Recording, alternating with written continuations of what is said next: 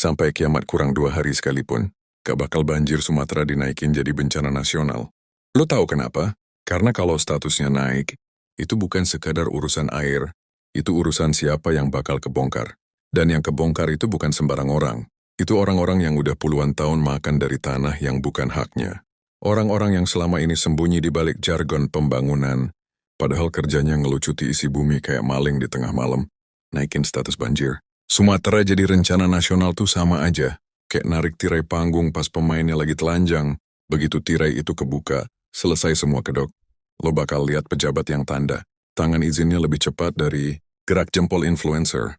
Lo bakal lihat pengusaha, sawit yang HGU-nya nembus sampai daerah yang bahkan penduduk lokal aja nggak pernah tahu itu hutan apa. Lo bakal lihat barisan elit yang selama ini pura-pura nggak tahu, padahal mereka yang bikin daerah itu bolong kayak roti dimakan tikus.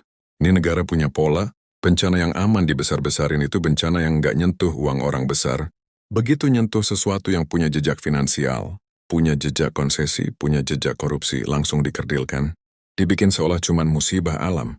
Padahal alam cuma nendang balik setelah dijarah bertahun-tahun. Kalau banjir Sumatera naik status, pemerintah pusat yang mau nggak mau harus buka data. Buka peta deforestasi, buka izin tambang, buka dokumen sawit, buka semua laporan audit yang selama ini diselem. Dan lo tahu apa yang terjadi kalau semua itu dibuka? Muncul nama-nama yang selama ini kayak dewa. Nggak bisa disentuh, nggak bisa disebut, nggak bisa diganggu. Dan itu yang mereka takutkan. Karena kalau statusnya nasional, pertanyaannya otomatis berubah. Bukan lagi kok bisa banjir, tapi siapa yang bikin hutan disilet habis. Bukan lagi curah hujan tinggi, tapi mana peta konsesi yang numpuk kayak sarang laba-laba.